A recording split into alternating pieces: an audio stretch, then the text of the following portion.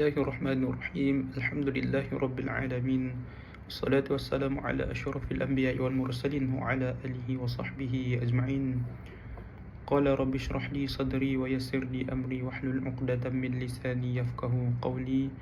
Subhanaka la 'ilma lana illa ma 'allamtana innaka antal 'alimul hakim. Wala haula wala quwwata illa billahil 'aliyyil 'azim. Wala haula wala quwwata illa billahil 'aliyyil 'azim. ولا حول ولا قوة إلا بالله العلي العظيم. أما بعد، نويت تعلم وتعليم وتذكر وتذكير والنفع والانتفاع والإفادة والاستفادة وحث على تمسك بكتاب الله وسنة رسوله والدعاء على الهدى والدلالة إلى الخير ابتغاء وجه الله ومرضاته وقربه وثوابه سبحانه وتعالى. اللهم إنا نسألك علما لدني ومشرب صفي هدية وهب يا غني. Alhamdulillah, bersyukur kita pada Allah SWT kerana kita masih diberi kesempatan untuk mentelaah berkenaan dengan satu isu yang agak hangat lah pada zaman sekarang ni, di mana bermakna keruntuhan akhlak era digital yang pada zaman sekarang. Kita nak fokus pada tajuk yang di mana mungkin ramai orang tahu dan mungkin ramai orang tak tahu. Jadi kita nak kupas lah sedikit sebanyak bagaimana cara kita untuk mengatasi perkara tersebut lah. Jadi tajuk pada hari ini ialah menangani gejala penyebaran berita palsu dan fitnah merujuk kepada manhaj as-sidq. Kita tengok, pernah tak kita pada hari ini berapa kali kita tengok dalam WhatsApp kita, berapa kali forward many times dia beritahu tentang berita tentang ini. Berapa kali kita tengok pada hari ini? Mesti banyak kan? Baiklah. Kenapa ia dikenali sebagai keruntuhan akhlak perkara ni? Penyebaran berita palsu ni dikira sebagai keruntuhan akhlak. Kerana ia menghancurkan maruah individu orang lain. Dia mencetuskan panik dan kebimbangan awam. Menormalisasikan penipuan sebagai konten yang kita nak buat hari-hari. Sebab itulah kenapa ia dikira sebagai keruntuhan akhlak. Dia seperti menyebarkan fitnah. Dalam ketika dulu, fitnah ni boleh tersebar melalui pada mulut kan. Kita pergi rumah orang, kita cerita, kau tahu tak apa yang berlaku? Aku bukan nak mengata bagaimana fitnah boleh tersebar, sedangkan si pembuat tu tak buat pun. Ada hadis Nabi kata, ribah ini adalah perkara di mana kita ni membahaskan tentang orang lain, di mana bila orang dengar tentang kita bahas tu, orang tu tak suka. Itu panggil ribah atau dimaksud sebagai fitnah, dimaksud sebagai mengumpat. Akan tetapi zaman sekarang ni dah berubah. Orang dulu nak mengumpat kena ada seorang ni dengar, seorang tu dengar. Tapi zaman sekarang tak perlu. Seorang-seorang pun boleh mengumpat. Daripada handphone. Kita menulis di dalam media sosial, kita menyebarkan fitnah pada orang lain. Kita membuka aib orang lain, membuka aib isteri, membuka aib suami kita kepada khayalat ramai. Bagi contoh dalam media sosial dan mana thread zaman sekarang ni. Thread ni, ya Allah, kalau kita lah tengok hari-hari ada je aib yang kita nak sebar. Ada je aib orang nak sebar tentang isteri kita, tentang suami kita. Ni orang panggil keruntuhan akhlak. Menghancurkan maruah individu. Perkara yang tak sepatutnya orang tahu tentang suami kita, orang boleh tahu. Itulah, tekankan bahawa perkara ini amatlah perkara yang amat serius. Jadi kita kena betul-betul telitilah kenapa dikira sebagai keruntuhan akhlak. Seterusnya, apa punca berlakunya isu ini? Kenapa boleh berlakunya sebar aib? Bagaimana kenapalah orang duk sebar aib dalam Twitter, orang duk sebar aib dalam thread? Kenapa? Sebab dia antara sebab yang banyak sebab, tetapi yang kita boleh kehadapankan, yang kita boleh utarakan, yang mana memang dikira perkara ini yang utamalah, yakni ketagihan perhatian. Dia ni attention seeker, kata dalam bahasa Inggeris. Dia mengejar likes, mengejar view, nak viral. Bila orang tengok masuk dia noti, oh ramainya view, ramainya like, dia rasa macam wah, senaik dalam rasa dia nak menyebarkan lagi aib tu. Kemudian sikap cepat menghukum. Kita suka sangat menghukum orang lain, malas buat semakan fakta. Kita padahal perkara tu orang tu tak buat pun, tapi kita tengok, oh benda ni menarik ni, nak sebar. Maka dia menjadi kita mencepat hukum orang lain. Di samping kita ni nak rasa macam nak tambah likes. Bila kita nak tambah likes, kita tengok perkara yang macam menarik, benda yang kita sebenarnya ni tak betul pun, tapi kita just share sebab kita nak share benda likes tu. Kemudian kelunturan integriti diri, mengabaikan dosa pahala di alam maya. Dia fikir kalau di alam telefon ni dosa ni tak mengalir, pahala ni tak mengalir. Tak, sebenarnya setiap tingkah laku kita ni dikiaskan dengan perkara yang kita sedang buat. Dalam telefon ni kita dikiaskan apa yang kita buat pada di dalam dunia ni. Bagi contoh, kita menyebarkan fitnah dalam telefon, dikiaskan kita menyebarkan fitnah di alam nyata. Sebagai itulah nak kata punca-punca, antara punca-punca yang boleh berlaku. Okey. Seterusnya, dalam sebuah hadis Nabi Muhammad sallallahu alaihi wasallam, an Abdullah ibn Mas'ud radhiyallahu anhu qala Rasulullah sallallahu alaihi wasallam, alaikum bisidqi fa inna as-sidqa yahdi ila al-birri wa inna al-birra yahdi ila al-jannah ma yazalu ar-rajulu yasduqu wa yataharra as-sidqa hatta yuktaba 'inda Allah siddiqan wa iyyakum wal kadhib فإن الكذب يهدي إلى الفجور وإن الفجور يهدي إلى النار وما يزال الرجل يكذب ويتحرى الكذب حتى يكتب عند الله كذابا. Maksud dia apa? Dari Abdullah ibn Mas'ud radhiyallahu anhuma, ia berkata, Rasulullah sallallahu alaihi wasallam bersabda, hendaklah kalian selalu berlaku jujur, kerana kejujuran membawa kepada kebaikan dan kebaikan mengantarkan seseorang ke syurga.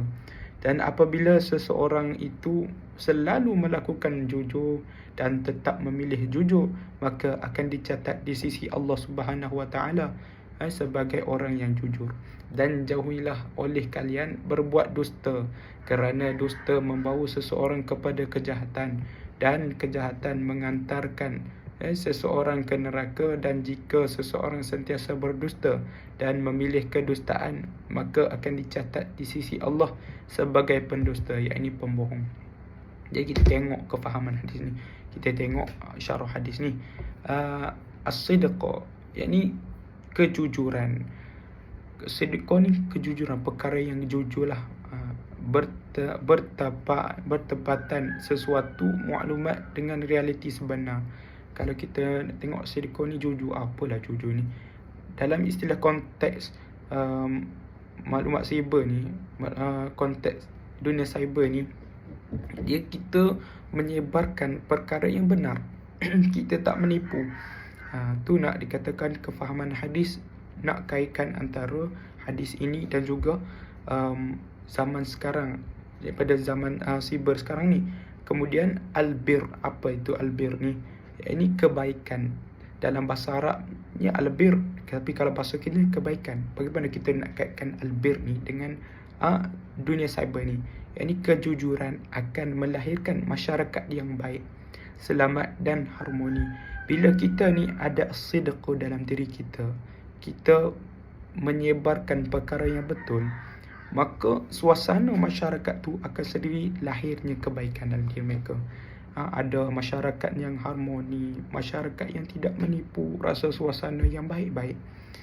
Kemudian bila mana adanya as-sidqu, lahirnya albir, maka akan lahirnya al-jannah, yakni syurga.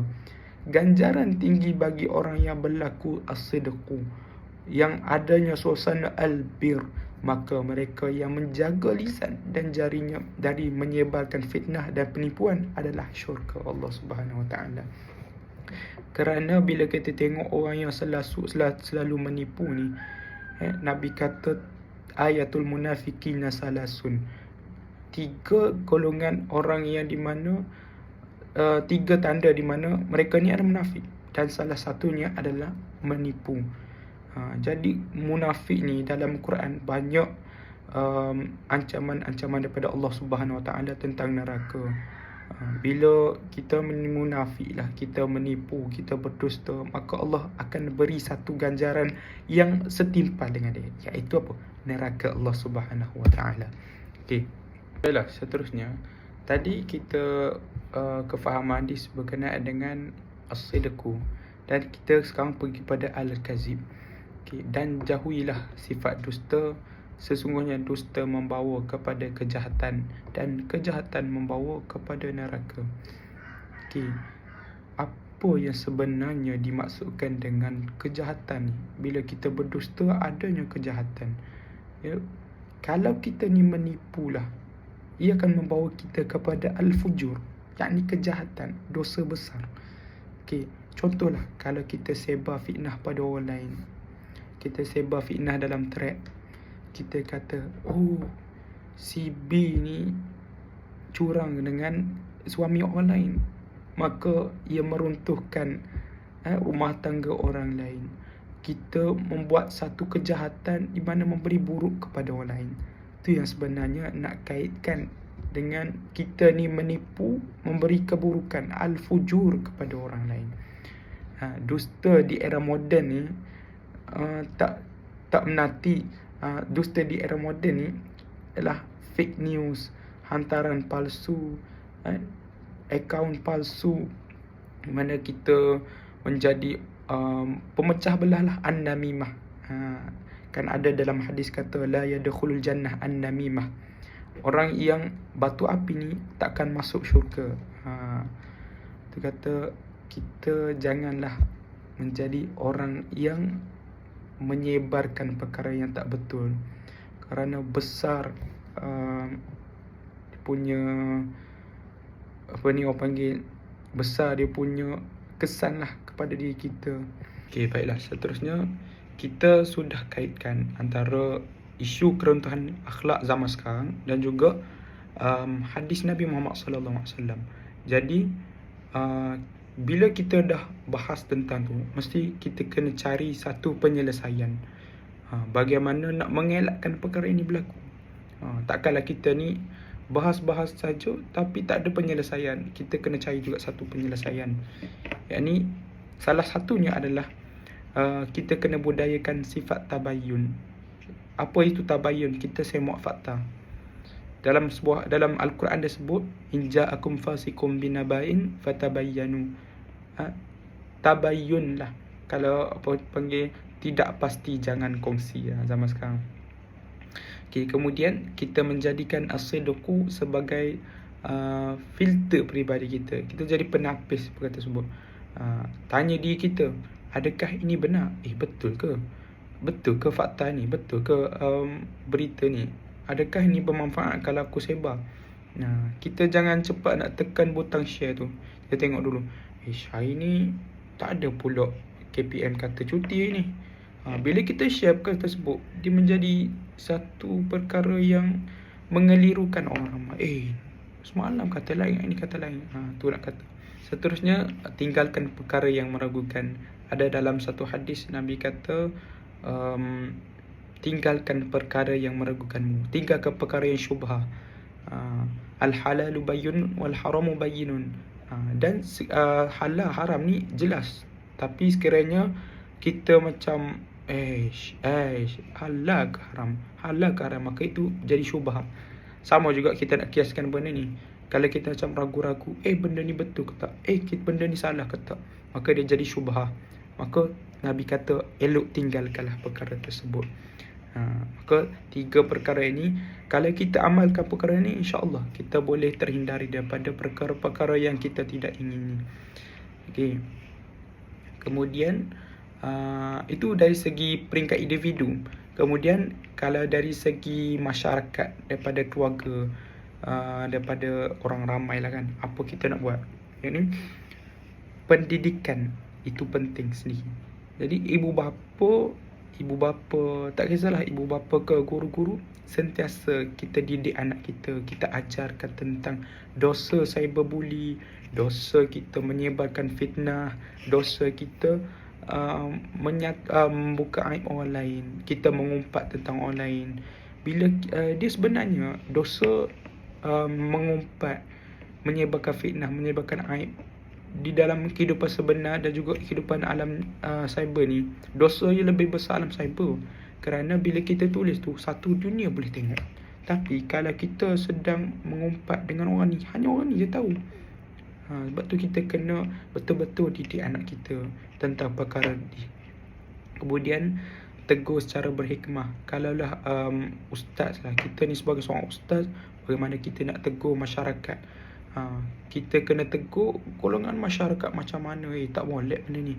Macam mana kita nak tegur. Kemudian kan ada dalam ayat Quran kata kita kena tegur soalan tu, ud'u ila sabili rabbika bil hikmah. Kita kena mendakwah orang lain dengan cara berhikmah. Wajadilhum billati hiya ahsan, dan ila akhir ayat lah.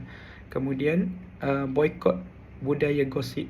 Kita kena hindar dia lah bergosip tu. Kita macam bila tengok orang bergosip, kita tak join, tidak menyokong atau memberi engagement atau view likes. Kalau orang duk mengumpat, kita tak payahlah nak like. Kalau kita like tu, kita membuat orang tu makin sukalah untuk mengumpat. Kemudian dah habis tentang masyarakat. Kemudian kita ke peringkat yang lebih tinggi lah, yakni kerajaan. Kerajaan dia boleh nak membendung benda ini dengan menguatkuasakan undang-undang, berteraskan keadilan. Jangan kita buat undang-undang kemain kita nak buat je. Kita kena berteraskan undang-undang. Kita mengambil tindakan tegas ke atas penyebar berita palsu. Kita membuat satu akta baru. Kalau sebar berita palsu, didenda sekian, dipenjara sekian. Kemudian portal penyemakan cepat.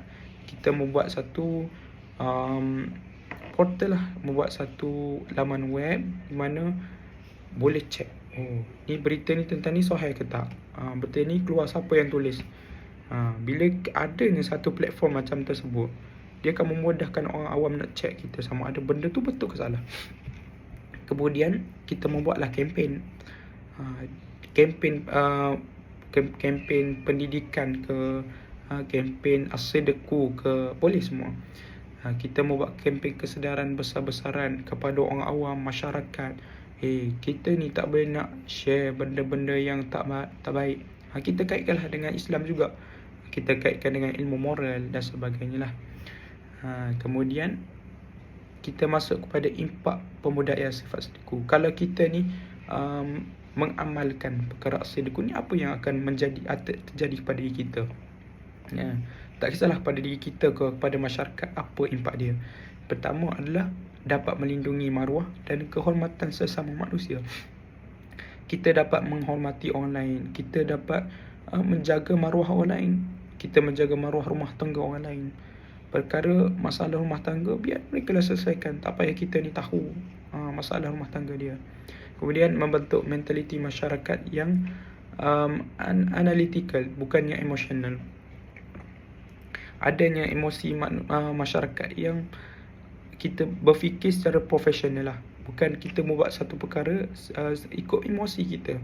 Kemudian mendapat keredaan Allah Subhanahu Wa Taala. Inilah impak yang paling yang kita sebagai orang Islam ni kita nak, yakni mendapat keredaan Allah Subhanahu Wa Taala. Dalam hadis tersebut, kalau kita ni orang yang jujur, maka Allah akan tulis di sisi kita ni orang yang jujur. Itulah yang di mana puncak yang paling tinggi kita mendapat keridaan Allah Subhanahu Wa Taala. Kesimpulan daripada perbahasan dan pembentangan kita pada hari ini, keruntuhan akhlak di media sosial hanya boleh dirawat dengan kembali kepada nilai asas Islam, iaitu kebenaran. Bagaimana kita nak bendung perkara tersebut ni adalah kita kena balik pada pokok pangkal kita, yakni nilai-nilai Islam. Kita kena kembali kepada ilmu akhlak. Kita kena belajar daripada awal. Belajar banyak kitab-kitab tasawuf, kitab-kitab akhlak. Salah satunya kitab Imam Nawawi, Ihya Ulumuddin, banyaklah kita kena mentalaah lebih banyak. Kita sebagai penuntut ilmu, cuba belajar banyak lagi. Jangan kita bodoh sombong, kita tak nak belajar, tak nak tambah ilmu. Kemudian kita kena ingat bahawa teknologi hanyalah alat yang memudahkan kita untuk menjalani kehidupan seharian. Bukan kita memanipulasikan alat tersebut menjadi ia satu dosa bagi kita. Kemudian jadikanlah papan kekunci itu ialah kunci ke syurga. Macam mana kita sebarkan ilmu-ilmu, kita sebarkan dakwah, kita sebarkan ayat Al-Quran. Kan Nabi kata balighuni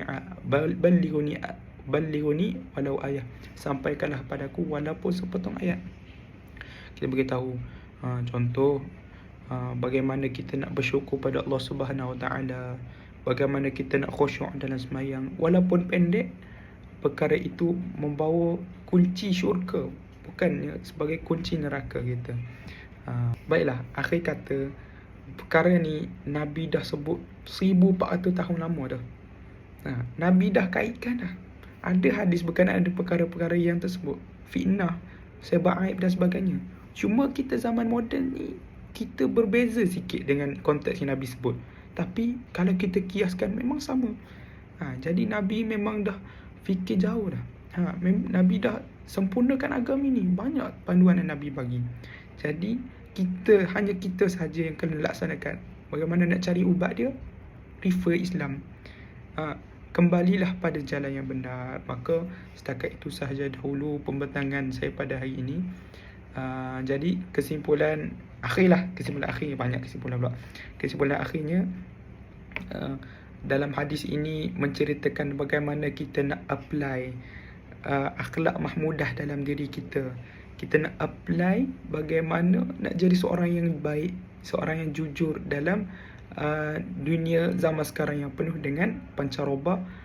Bagaimana kita nak apply dalam kehidupan seharian kita yang banyak perkara-perkara baru seperti media sosial dan sebagainya. Allah Subhanahu Wa Taala a'lam bissawab. Qul qawli hadza fa astaghfirullahal azim wa lakum. Assalamualaikum warahmatullahi wabarakatuh.